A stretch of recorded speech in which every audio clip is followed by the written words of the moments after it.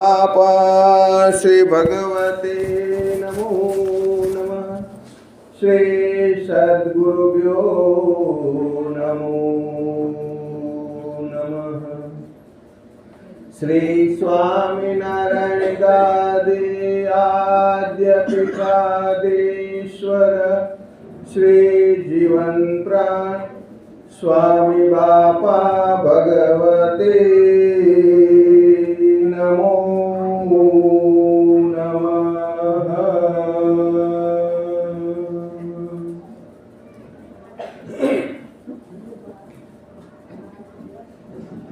श्री स्वामीनारायण हरे।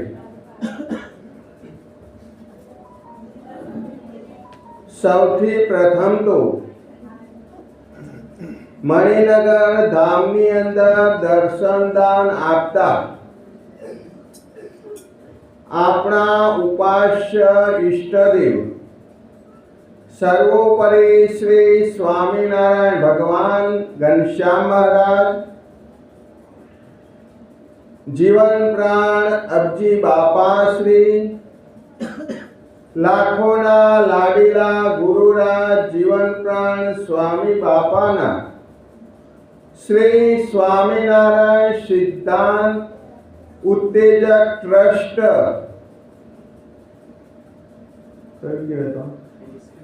LSB કારણ સત્સંગ સભાના દરેક સભ્યોને દિવ્ય સ્નેહ અને આશીર્વાદ પૂર્વક જય સ્વામિનારાયણ પાઠવે છે। સંવત 1876 ના માગસર સુધી 14 ને દિવસ શ્રીજી મહારાજ શ્રી ગઢડા મધ્યે દાદા ખાચરના દરબારમાં ઉગમણેવાર ઓરડાની ઓસરીએ ઢોલિયા ઉપર બિરાજમાન હતા ને સર્વે શ્વેત વસ્ત્ર ધારણ કર્યા હતા અને પોતાના મુખારવિંદની આગળ મુનિ તથા દેશ દેશના હરિભક્તની સભા ભરાઈને બેઠી હતી। ત્યારે બ્રહ્માનંદ સ્વામીએ પ્રશ્ન પૂછ્યો, હે મહારાજ, વાસનાનું શું રૂપ છે? ત્યારે શ્રીજી મહારાજ બોલ્યા છે, પૂર્વે જે વિષય ભોગવ્યા હોય, દીઠા હોય ને સાંભળ્યા હોય તેની જે મનમાં ઈચ્છા રહે તેને વાસના કહીએ, અને જે વિષય ન ભોગવ્યામાં આવ્યા હોય તેની જે અંતઃકરણને વિશે ઈચ્છા વર્તે તેને પણ વાસના કહીએ। ત્યારે મુક્તાનંદ સ્વામીએ પૂછ્યું છે, હે મહારાજ, એકાંતિક ભક્ત કેને કહીએ? ત્યારે શ્રીજી મહારાજ બોલ્યા છે, ભગવાન વિના બીજી કોઈ વાસના ન હોય તેને એકાંતિક ભક્ત કહીએ। અને બ્રહ્મ સ્થિતિને પામ્યો હોય, બ્રહ્મરૂપ થઈને ભગવાનની ભક્તિ કરતો હોય તેને એકાંતિક ભક્ત કહીએ।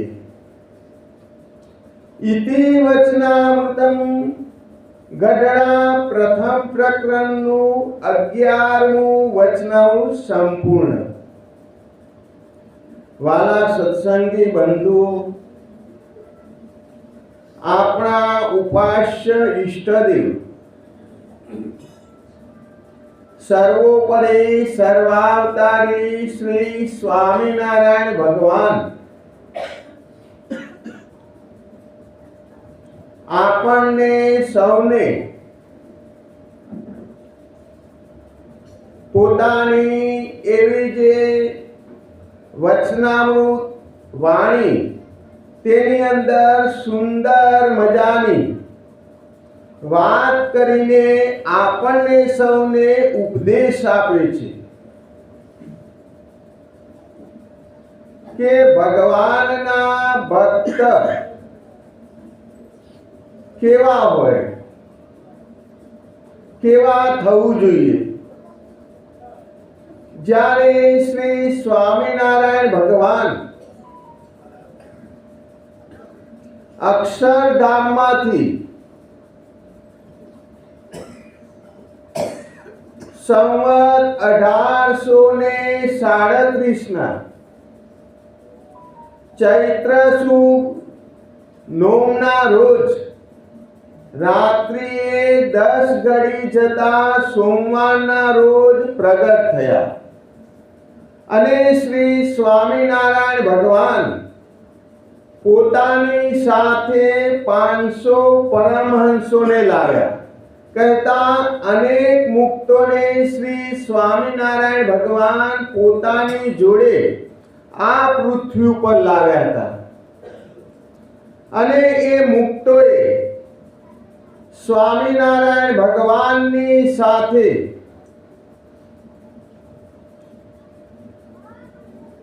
પ્રશ્નો પૂછીને દરેકને સમાગમ વધારે થાય એ માટે નવા નવા પ્રશ્નો પૂછ્યા અને શ્રી સ્વામિનારાયણ ભગવાને તેના ઉત્તરો આપ્યા છે.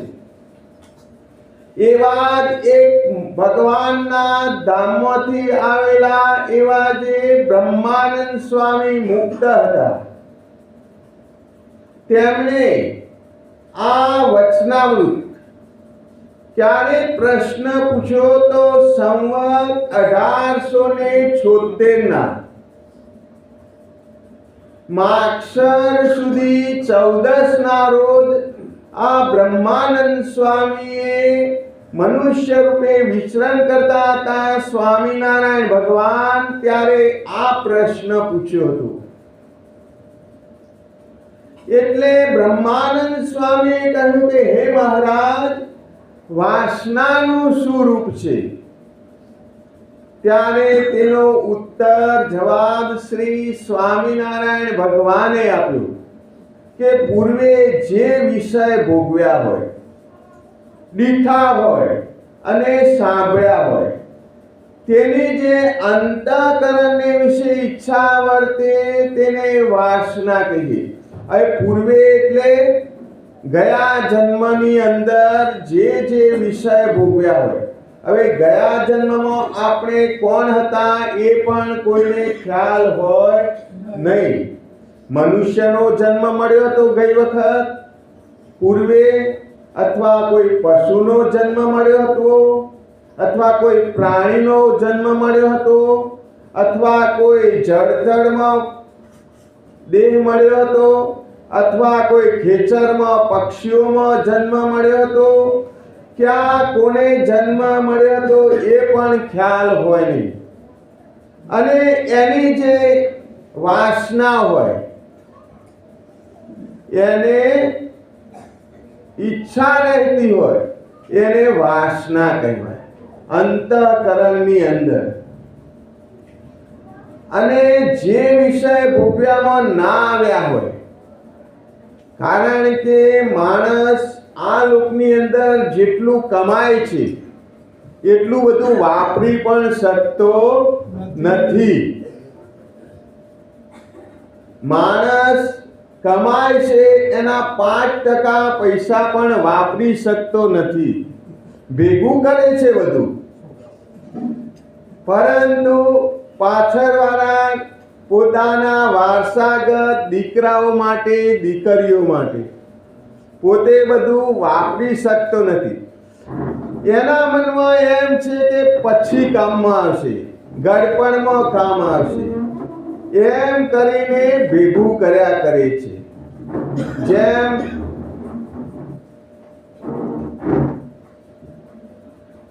મનુષ્ય પોતે કપડાં ખરીદે છે, એ બધા કપડાં પહેરી પણ શકતો નથી.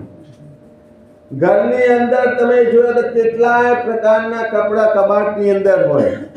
રોજ નવા નવા ડ્રેસ પહેરે તો પણ ખૂટે નહીં, એટલા બધા ડ્રેસ હોય તો પણ દિવાળી આવે એટલે કહે કે મારે નવો ડ્રેસ જોઈશે. ભાઈ આપણે કોઈ પૂછે ઘરની અંદર વ્યક્તિ કે આ ડ્રેસ છે, આટલા બધા ડ્રેસ છે, આ તો મેં એકવાર પહેરી લીધેલો છે, હવે બીજી વાર પહેરાય નહીં, દિવાળી આવી એટલે નવો ડ્રેસ જોઈશે.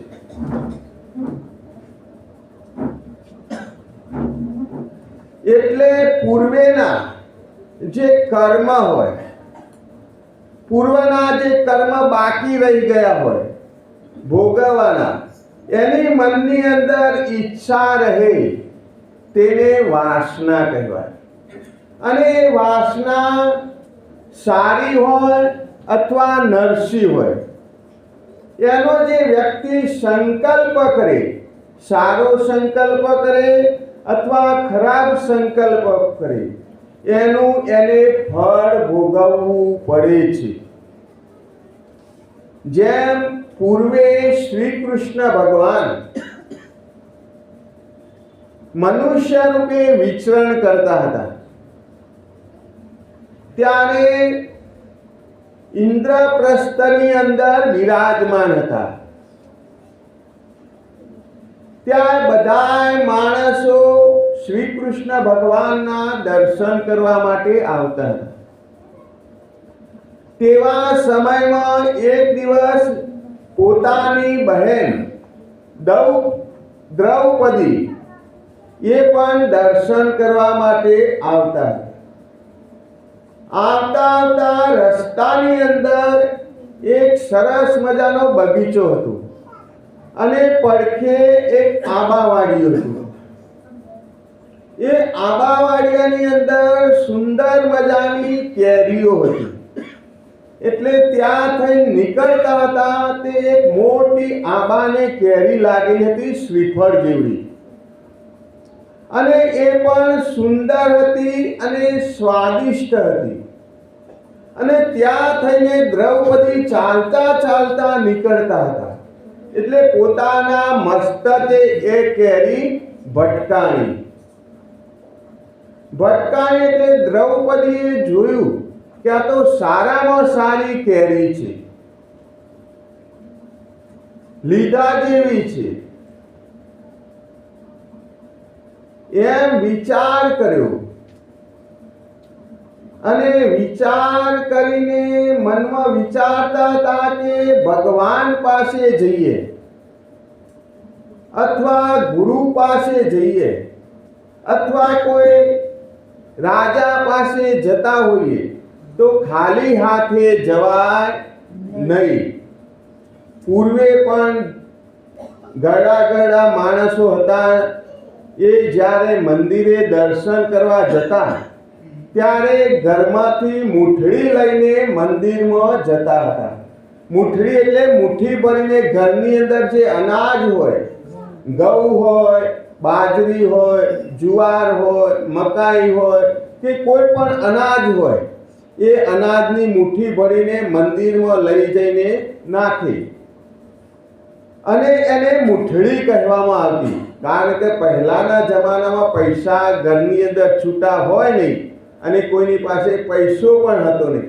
એટલે ભગવાનના દર્શન કરવા માટે જાય એટલે અનાજ લઈ જતા અને મંદિરમાં નાખતા. એટલે આ દ્રૌપદીએ વિચાર્યું કે હું ભગવાનના દર્શને જઉં છું, તો લાવ આ કેરી સારી છે તો ભગવાન માટે લઈ જાઉં ને ભગવાનના ચરણે મૂકીશ. એમ કરીને તોડી લીધી.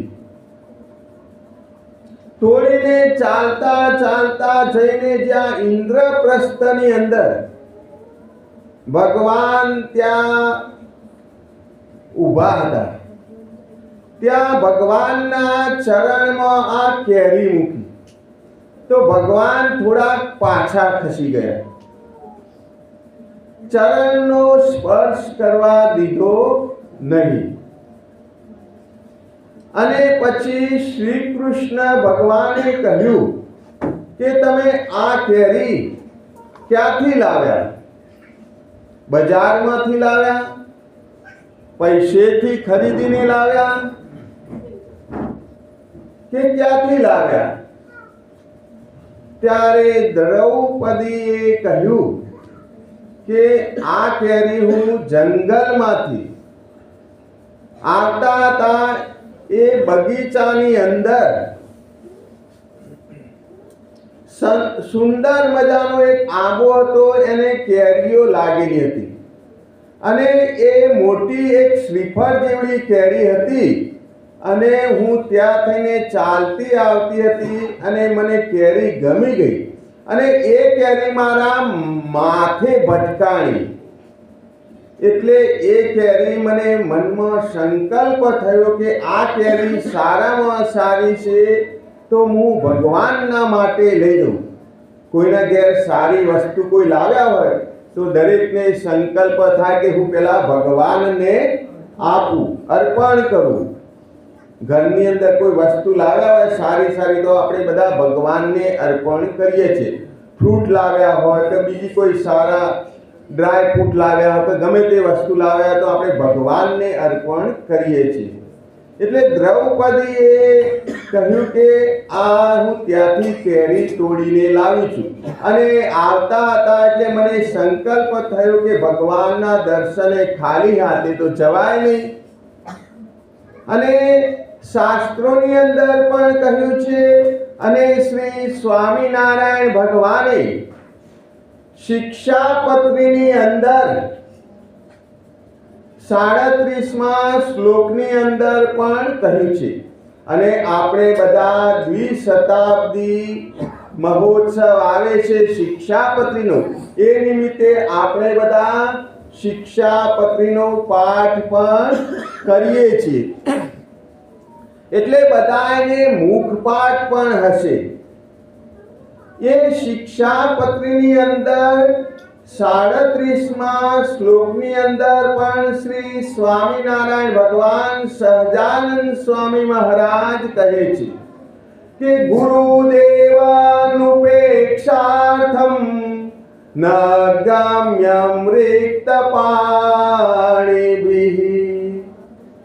ગુરુની પાસે જતા હોઈએ, દેવની પાસે જતા હોય, ભગવાનની પાસે, અથવા તો રાજાના દર્શન માટે જતા હોઈએ ત્યારે ખાલી હાથે જવું નહીં, કાંઈક હાથમાં લઈને જવું. એટલે મારા હાથ ખાલી હતા એટલે હું આ તમારે માટે સારી સુંદર કેરી તોડીને લાવી છું. ત્યારે શ્રી કૃષ્ણ ભગવાને કહ્યું કે આ કેરી તમે જ્યાંથી લાવ્યા હતા ત્યાં લઈ જાઓ અને જ્યાંથી તોડી હતી ત્યાં ચોંટાડીને આવો. કારણ કે કોઈ પણ વ્યક્તિની માલિકીની વસ્તુ હોય એને પૂછ્યા વિના ક્યારેય લેવાય નહીં. ધણિયાતી વસ્તુ હોય એ ધણીને પૂછ્યા વિના રજા લીધા સિવાય લેવાય નહીં.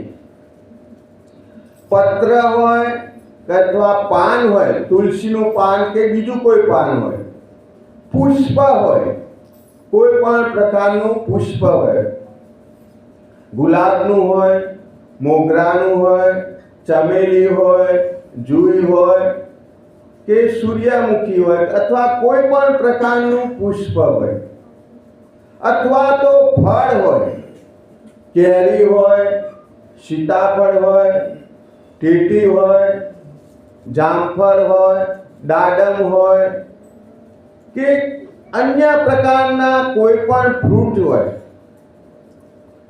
તો એ પૂછ્યા વિના લઈએ તો એ વ્યક્તિના હાથ કાપ્યા બરાબર પાપ લાગે છે. એટલું પાપ લાગે.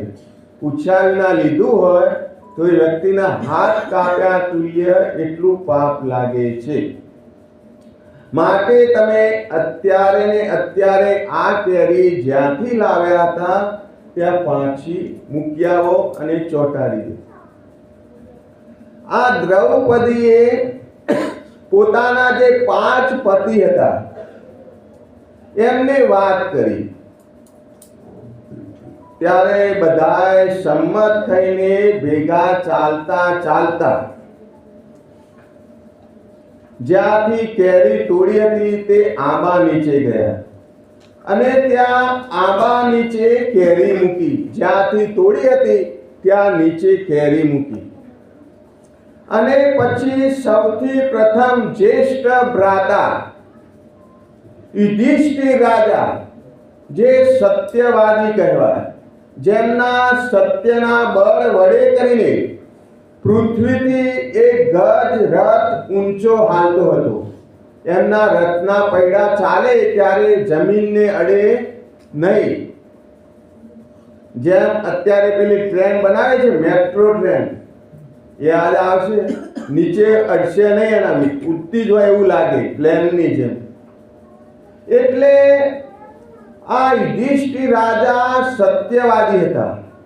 એમને સૌથી પ્રથમ સંકલ્પ કર્યો કે મારા સત્યના બળ વડે કરીને, નાના બાળકો સાંભળજો,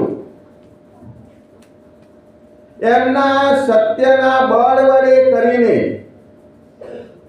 આજ સુધી હું ખોટું ન બોલ્યો હોઉં તો એ પુણ્યના પ્રતાપે કેરી આંબાને ડાળખીએ ચોંટી જાય.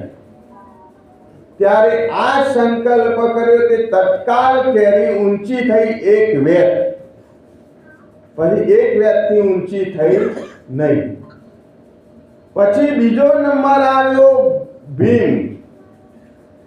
એ ભીમે સંકલ્પ કર્યો. ભીમ આમ હૃષ્ટપુષ્ટ હતો શરીરે, એકદમ જાડો ઊંચો હતો. એને ખાવા કેટલું રોજ જોતું? રોજ લાડવા ખાવા જોઈએ. ખા જ કરે એટલે એનું નામ ભીમલો પાડ્યું હતું. ભીમ જેવો જાડો હતો, રોજ લાડુ ખાઈ જાય. એટલે ભીમનો વારો આવ્યો. એ ભીમે કહ્યું કે આ મારા ગદાના બળે કરે. એના ગદાની અંદર એટલું બળ હતું, ગદાના બળ વડે કરીને, એના પુણ્ય કરીને આ કેરી હતી ત્યાં ચોંટી જાઓ. તો ફરી 1 વેત કેરી ઊંચી થઈ અને પછી એટલે જ ઊભી રહી. ત્રીજો નંબર આવ્યો અર્જુનનો. અર્જુને કહ્યું કે મારા બાણના પ્રતાપે કરીને આ કેરી ચોંટી જાઓ. અર્જુન એવા બાણેશ્વરી હતા, એમના જેવો કોઈ બાણેશ્વરી નહીં. એટલે મારા બાણના પ્રતાપે કરીને, પુણ્ય કરીને આ કેરી ચોંટી જાઓ. તો 1 વેત ઊંચી થઈ, પછી એનાથી આગળ ઊંચી થઈ નહીં. ચોથો નંબર આવ્યો નકુળનો. નકુળે સંકલ્પ કર્યો કે અશ્વવિદ્યાના બળે કરીને આ કેરી એના પુણ્ય કરીને ચોંટી જાઓ. તો 1 વેત ઊંચી કેરી થઈ. 5મો નંબર આવ્યો સહદેવનો. સહદેવ હતા એ જ્યોતિષની અંદર બધું જાણનારા હતા, પણ કોઈ પૂછે તો જ કહે. એટલે સહદેવે કહ્યું કે મારા જ્યોતિષના બળ વડે કરીને મેં કોઈને પૂછ્યા વિના કહ્યું ન હોય તો એ સંકલ્પે કરીને આ કેરી ઊંચી થઈને ચોંટી જાઓ. તો પાછી 1 વેત ઊંચી કેરી થઈ. આ 5 ભાઈએ સંકલ્પ કર્યો તો 5 વેત ઊંચી કેરી થઈ. હવે કોનો વારો આવ્યો? દ્રૌપદીજીનો. દ્રૌપદીજીએ સંકલ્પ કર્યો કે હું પતિવ્રતા હોવું. હવે દ્રૌપદીને 5 પતિ હતા, તો પણ પતિવ્રતા કહેવાતી હતી. એ પતિવ્રતાના બળ વડે કરીને આ કેરી છે એ જ્યાંથી તોડી હતી ત્યાં ચોંટી જાઓ. ત્યારે એક વેત કેરી ઊંચી થઈ અને ત્યાં ચોંટી તો ખરી, પરંતુ થોડીક વારમાં ફટ દઈને કેરી નીચે પડી ગઈ. એટલે પેલી 6 વેત ઊંચી થઈ હતી, બધી કેરી નીચે પડી ગઈ. આમ કેરી નીચે પડી ગઈ એટલે 5 ભાઈઓની અંદર કોલાહલ થવા લાગ્યો.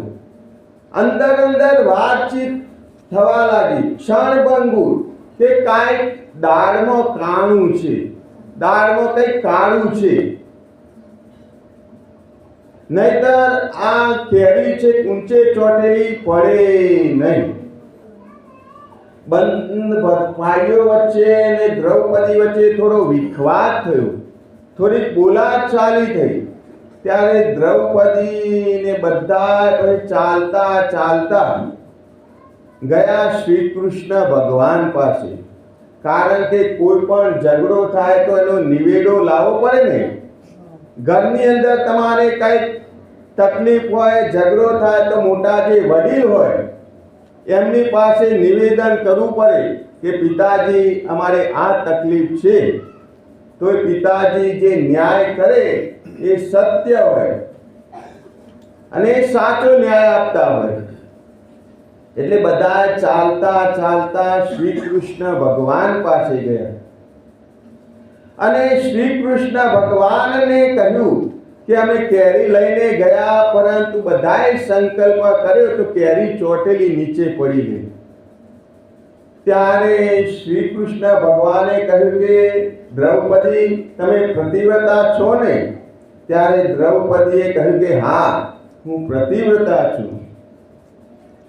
ત્યારે શ્રી કૃષ્ણ ભગવાને કહ્યું કે વાત તો સત્ય છે, તમે પતિવ્રતા છો, પરંતુ જ્યારે કૌરવો અને પાંડવોની જ્યારે સભા હતી અને તમારી જુગારની અંદર તમને હારી ગયા અને મૂકવામાં આવ્યા હતા જુગારની અંદર, ત્યારે તમારી લાજ લૂંટાતી હતી.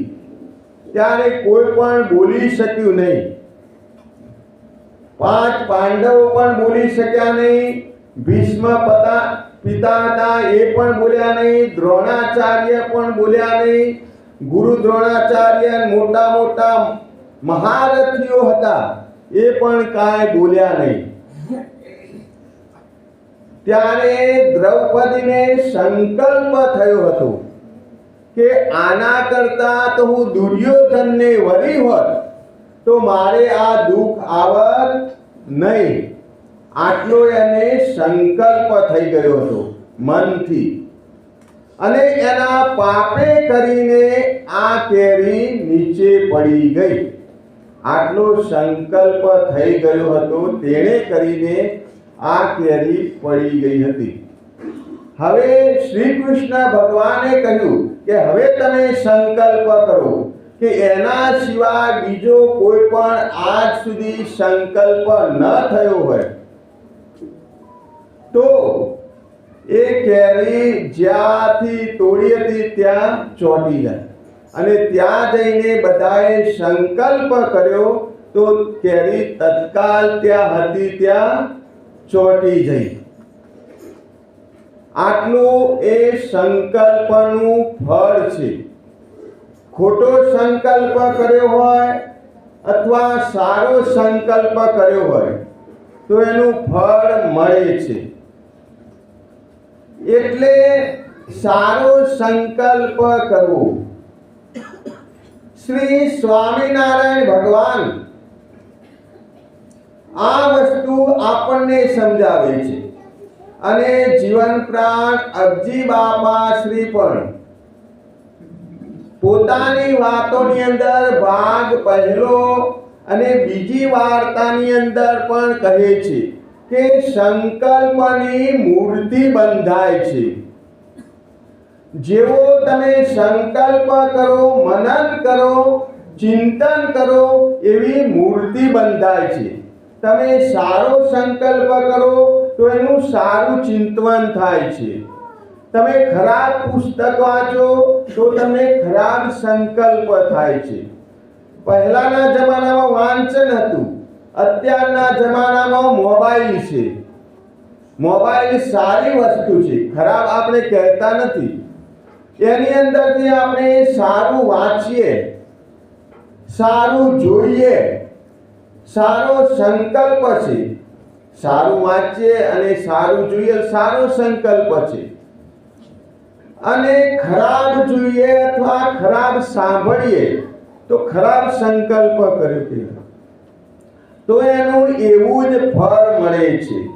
માટે સારો સંકલ્પ કરવો તો પણ સારો જ કરવો, ખરાબ ક્યારેય સંકલ્પ કરવો નહીં.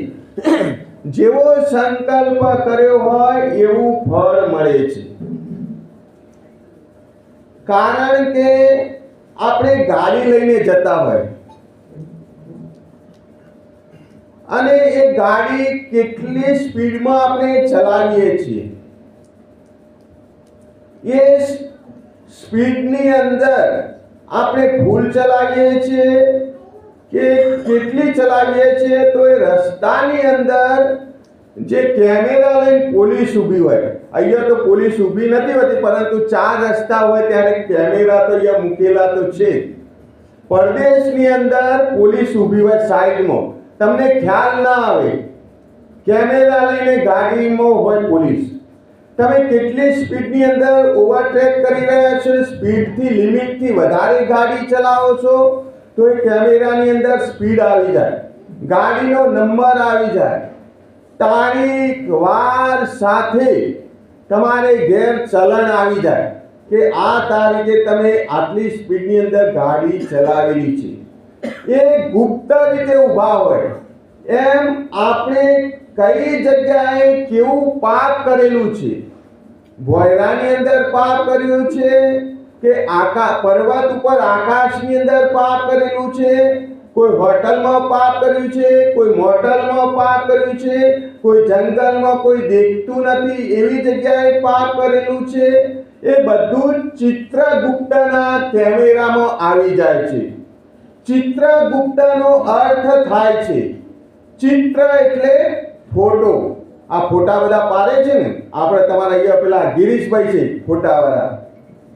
ચિત્ર એટલે અંગ્રેજીમાં એને ફોટો કહેવામાં આવે છે. અને ગુપ્ત એટલે સિક્રેટ રીતે, ખાનગી રીતે. ચિત્રગુપ્ત, ખાનગી રીતે જે ફોટો પાડવામાં આવે તે ચિત્રગુપ્ત કહેવામાં આવે છે. એ ચિત્રગુપ્તની આ રીતે ફોટા એ પાડતા હોય છે. અને ગમે ત્યાં તમે પાપ કરેલું હોય બધું જ એમના કેમેરામાં કેદ થઈ જાય છે.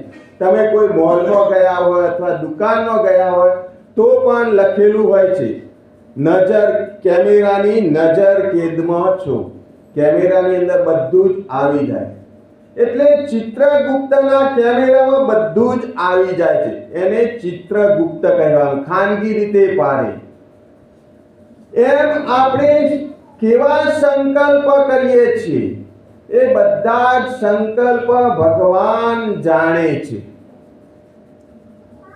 આપણા શ્રી સ્વામિનારાયણ ભગવાન જ્યારે આ વાતની આપણને સમજાવે છે વાત, ત્યારે આપણા ગુરુદેવ વાત કરે છે કે મણિનગર ધામની અંદર જ્યારે મણિનગર ધામનું સર્જન થતું હતું, મણિનગર ધામ મંદિરના પાયા ખોદાતા હતા, ત્યારે મણિનગરની અંદર એ પાયા ખોદાતા ને કામ ચાલતું હતું, ત્યારે કચ્છના પરબતભાઈ સ્વામી બાપાએ લખેલું છે પોતાની વાતોની અંદર. એ મૂળ ભારાપરના હતા. વૃષપુરથી આવતા એક ભારાપર કરીને ગામ છે, બારાસર નહીં પરંતુ ભારાપર એક ગામ છે. એ ગામના હતા પરબતભાઈ.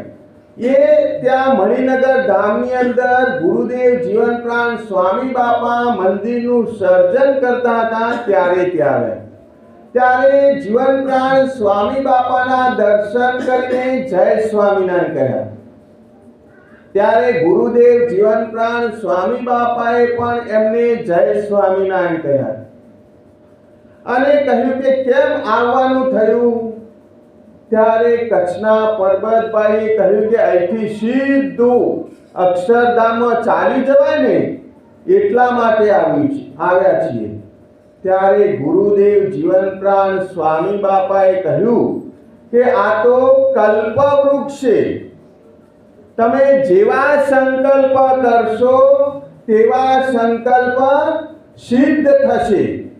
ત્યારે કે હા, કે હું એ માટે જ આવ્યો છું, સંકલ્પ કરીને આવ્યો છું કે મારે અહીંથી ધામમાં જવું છે. ત્યારે ગુરુદેવ જીવનપ્રાણ સ્વામી બાપાએ તેમને ત્યાં 3 ઓરડીઓ હતી, એમાં એક ઓરડીમાં તેમને ઉતારો આપ્યો અને ત્યાં ઉતારો આપ્યો અને 15 દિવસ થયા છે અને એમને થોડોક તાવ આવ્યો અને પછી ધીમે ધીમે વધવા લાગ્યો. ત્યાં ગુરુદેવ જીવનપ્રાણ સ્વામી બાપાની સાથે શ્રી સ્વામિનારાયણ ભગવાનના તેમને દર્શન થયા અને ભગવાને કહ્યું કે ચાલો મૂર્તિમાં. ત્યારે એ ભક્ત રાજી થઈ ગયા. જેમ આપણા ગુરુદેવ જીવનપ્રાણ સ્વામી બાપા હરિજ્ઞાનામૃત કાવ્યની અંદર પણ કહે છે, આવો મૂર્તિમાં રાખે ઘનશ્યામ નવતમ નાવરિયો, શ્રીજી કૃપાળુ સુખના ધામ નવતમ નાવરિયો, લાડ લડાવી મનોરથ પૂરા કરે, વાલો કરુણા કટાક્ષથી દુઃખ હરે, પ્રેમ પ્રગટાવી કરે નિષ્કામ નવતમ નાવરિયો, આવો મૂર્તિમાં રાખે ઘનશ્યામ નવતમ નાવરિયો, શ્રીજી કૃપાળુ સુખના ધામ નવતમ નાવરિયો. આ રીતે જેમ ગુરુદેવ કહે છે તેમ ભગવાને દર્શન આપ્યા અને કહ્યું કે ચાલો મૂર્તિની અંદર. અને એમને શ્રી સ્વામિનારાયણ ભગવાને મૂર્તિની અંદર લીન કરી દીધા. જો આ સારો સંકલ્પ કરીને આવ્યા હતા તો એમનો સંકલ્પ સિદ્ધ થયો, કારણ કે કલ્પ વૃક્ષ છે. કલ્પ વૃક્ષની નીચે જઈને આપણે જેવા સંકલ્પ કરીએ એ બધા જ સિદ્ધ થાય છે. બીજા એક સંત હતા, અમદાવાદની અંદર રહેતા હતા પુરુષોત્તમ ચરણદાસજી સ્વામી. એ અમદાવાદની અંદર રહેતા હતા અને એમને વચનામૃતનો અભ્યાસ હતો. સદગુરુ બાપાનો એમની ઉપર ખૂબ રાજીપો હતો, કારણ કે વચનામૃતના અભ્યાસી હતા. નિયમની બાબતમાં કાંઈક શિથિલતા હતી, પરંતુ નિશ્ચય અને પક્ષ તો મજબૂત હતો. એમને આ વચનામૃતનું જ્ઞાન સારું હતું એટલે સદગુરુ બાપાનો ખૂબ એમની ઉપર રાજીપો હતો. સદગુરુ બાપાએ એમને આશીર્વાદ આપેલા હતા, પરંતુ સદગુરુ બાપા ધામમાં ગયા પછી એમને ગુરુદેવ જીવનપ્રાણ સ્વામી બાપાને કહેવડાવ્યું કે અહીંયા તો કોઈને ધર્મ નિયમનું ઠેકાણું નથી અને મારું પણ કાંઈ ઠેકાણું પડે એમ લાગતું નથી. માટે તમે મને ત્યાં લઈ જાઓ, કારણ કે મને સદગુરુ બાપાએ કહ્યું હતું, આશીર્વાદ આપ્યા હતા કે તારું ટાણું હું સાચવી લઈશ. હવે સદગુરુ બાપા તો મનુષ્ય રૂપે કરીને ધામમાં ગયા, તેમની જગ્યાએ તમે બિરાજમાન છો. ગુરુદેવ જીવનપ્રાણ સ્વામી બાપાને આ કહેવડાવ્યું, અને અહીંથી મને કોઈ મૂકવા આવે એવું પણ છે નહીં. હું કેવી રીતે આવી શકું, મારી પરિસ્થિતિ પણ નથી. ત્યારે જીવનપ્રાણ સ્વામી બાપાએ બે સંતોને ત્યાં લેવા મોકલ્યા, અને તેમને બધાને પૂછીને બે સંતો ત્યાં એમને અહીં લઈને આવ્યા. ગુરુદેવ જીવનપ્રાણ સ્વામી બાપાએ એમને સૌથી પ્રથમ સ્નાન કરાવ્યું અને નવા વસ્ત્રો પહેરાવ્યા, અને પછી એક રૂમની અંદર ઉતારો આપ્યો. એમની સેવામાં એક સંતને રાખ્યા, અને એમની પાસે જીવનપ્રાણ અબજી બાપાશ્રીની વાતોનું વાંચન કરાવવામાં આવ્યું. એક સંત સતત વાતો વાંચતા જ જાય અને આખી પારાયણ સંભળાવી. અને ગુરુદેવ જીવનપ્રાણ સ્વામી બાપાએ એમને વર્તમાન પણ ધરાવ્યા. વર્તમાન ધરાવ્યા અને સંતોને કહ્યું કે આમનાવતી દરેક સંતે એક ઉપવાસ કરવાનો એમની વતીથી, અને એનું ફળ એમને મળે. આવો સંકલ્પ કરાવ્યો. દરેક સંતોએ ઉપવાસ પણ કર્યો, અને 12નો દિવસ હતો.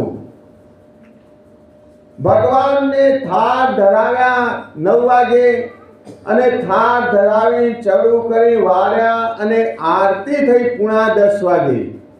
અને આરતી કરીને ગુરુદેવ જીવનપ્રાણ સ્વામી બાપા જ્યાં સીડી ઉતરતા હતા, 12નો દિવસ હતો, અને મૂર્તિના સુખે સુખ્યા પેલા પુરુષોત્તમ ચરણદાસજી સ્વામીને કરી દીધા. જો સારો સંકલ્પ કરીને આવ્યા હતા, અને સદગુરુ બાપાએ એમને આશીર્વાદ આપ્યા હતા, તો ગુરુદેવ જીવનપ્રાણ સ્વામી બાપાએ એમનો પણ સંકલ્પ પૂરો કર્યો. ત્રીજા સંત હતા દડુસરના લક્ષ્મી પ્રસાદ દાસજી. એ પણ મણિનગર આવ્યા હતા. એ મણિનગર આવ્યા ત્યારે સ્વામી બાપા પાસે આવ્યા અને દર્શન કર્યા. ત્યારે સ્વામી બાપાએ પૂછ્યું, કેમ આવ્યા? એ તો સાજા હતા. ત્યારે તેમને કહ્યું કે અહીંથી મારું ઠેકાણું પડી જાય ને, ઠેકાણું. હવે ઠેકાણું પાડવું હોય તો કાંઈક સત્ય સારો સંકલ્પ કરવો પડે. એક આપણા હરિભક્ત હતા સરસપુરની અંદર, ઘનશ્યામભાઈ ટનાટન કહેવાય છે. એમના બાપુજી હતા. એમને કેન્સરનું દર્દ હતું, એટલે ડોક્ટરે કહ્યું કે એમને કેન્સર છે, એટલે અહીંથી કાણું પાડવું પડશે ગળામાં, અને ત્યાંથી પ્રવાહી ખોરાક આપવો પડશે, એવું ડોક્ટરે કહ્યું. હવે શું કરવું? એટલે પરમ પૂજ્ય આચાર્ય સ્વામીશ્રીને વાત કરી કે અમારે ઘેર પધારો, પધરાવણી. પરમ પૂજ્ય આચાર્ય સ્વામી શ્રી પુરુષોત્તમ પ્રિયદાસજી સ્વામી શ્રી તેમના ઘેર પધરામણી પધાર્યા. જોયું તો પરિસ્થિતિ ગંભીર હતી. કેન્સરનું દર્દ, કેન્સર એટલે કેન્સર વ્યક્તિ કહેવાય, ડિલેટ કરેલો કહેવાય. હવે એમને કેન્સર હતું, ખવાતું નહોતું. ડોક્ટરે કહ્યું કે અહીંયા કાણું પાડવું પડશે અને નળી મૂકવી પડશે, ને અહીંથી એમને પ્રવાહી ખોરાક આપાય તો થોડુંક જીવે. ત્યારે પરમ પૂજ્ય આચાર્ય સ્વામીશ્રીએ કહ્યું એમના દીકરાઓને કે એમને કાણું પડાવવું છે કે ઠેકાણું પડાવવું છે? બોલો. એમને અહીંયા કાણું પડાવવું છે કે ઠેકાણું પડાવવું છે? ત્યારે કે બાપા કાણું નથી પડાવવું, ઠેકાણું પડાવ તો સારામાં સારું, કારણ કે એ પણ દુઃખી થાય છે અને અમે પણ દુઃખી થઈએ, એમનું દુઃખ સહન થાય નહીં એમને, અને અમને દેખીને પણ એવું થાય કે આ દુઃખી થાય છે, માટે ઠેકાણું પાડો તો સારું. તે સારું કે ભગવાન સારું કરશે. એમ કરીને પરમ પૂજ્ય સ્વામીશ્રી પધરામણી કરીને ઘેર આવે, મંદિરે આવ્યા મણિનગર ઘેર. અને મંદિરે આવ્યા અને થોડીક વારમાં એમનો ફોન ત્યાંથી આવ્યો કે બાપા અમારા બાપુજીને ભગવાને સંભાળી લીધા છે. જો એમને સારો સંકલ્પ કર્યો તો એમનું ભગવાને કામ કર્યું. એમ પેલા લક્ષ્મી પ્રસાદ હતા દડુસરના, એ આવ્યા તે મારે ઠેકાણું પડી જાય એટલે અહીં આવ્યો છું. સીધું અહીંથી અક્ષરધામમાં જવાય ને, અહીં સીડીએ જે મણિનગર પણ ધામમાં છે, હજી જોજો લોખંડની, જ્યારથી મંદિર બનાવ્યું ત્યારથી હજી પણ એ સીડી લોખંડની છે. હા, હજી એ ના એ સીડી છે કે સીધું અક્ષરધામમાં ચાલી જવાય ને. ત્યારે ગુરુદેવ જીવન પ્રાણ સ્વામી બાપા કહે સારું અહીંયા રહી જાઓ. થોડાક દિવસ રહ્યા અને બીમાર થઈ ગયા અને ભગવાનના દર્શન કરવા લઈ ગયા. ત્યારે ભગવાનના દર્શન કરીને સારા વિચારો કરે, સારા સંકલ્પ કે વાહ વાહ, કે શું ભગવાનની મૂર્તિ છે, કે અરે ભગવાનને કે જ્યાં દયા છે એની વાત ન થાય, કે જ્યાં ભગવાને દયા કરી કે અઢળક દયા કરેલી છે, કે શું સ્વામિનારાયણ ભગવાન કે આ ભગવાનની મૂર્તિ કે કેવી તેજમાં શોભે છે, કે એકદમ ભગવાનની મૂર્તિમાંથી તેજ છૂટે જાય છે. જેમ આપણા ગુરુદેવ જીવન પ્રાણ સ્વામી બાપા હરિજ્ઞાનામૃત કાવ્યની અંદર કહે છે તેજના સમૂહમાં શ્રીજી દર્શન બાપા દર્શન નવલાગે છે રે, કૃપાથી જીવને મૂર્તિ મનાકી મુક્ત અનાદિ કરે છે રે. તેજના સમૂહમાં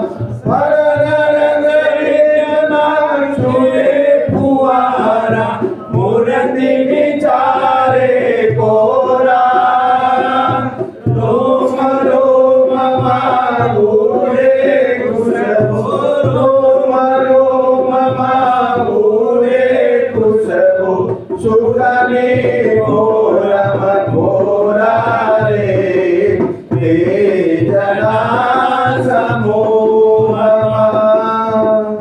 આ રીતે તેજના સમૂહમાં એમને ભગવાનના દર્શન થતા હતા કે વાહ શ્રી સ્વામિનારાયણ ભગવાન, વાહ કે તેજના સમૂહમાં મને દર્શન થાય છે. આ દર્શન કરીને નીચે આવ્યા અને એ જ રાત્રે સવારે વહેલા 4 વાગે એમને શ્વાસ ચડ્યો. શ્વાસની તકલીફ હતી, જેને દમ પણ કહે છે ઘણા માણસો. શ્વાસ ચડે એટલે શ્વાસ લેવાય નહીં. એમ કરતા કરતા શ્વાસ વધ્યો અને પછી બોલવા લાગ્યા કે મારે 3 માળનું મકાન બનાવવું છે, મારી બંદૂક ક્યાં ગઈ, કે આ પાણો હરખો નથી મૂક્યો, આમ બોલવા લાગ્યા.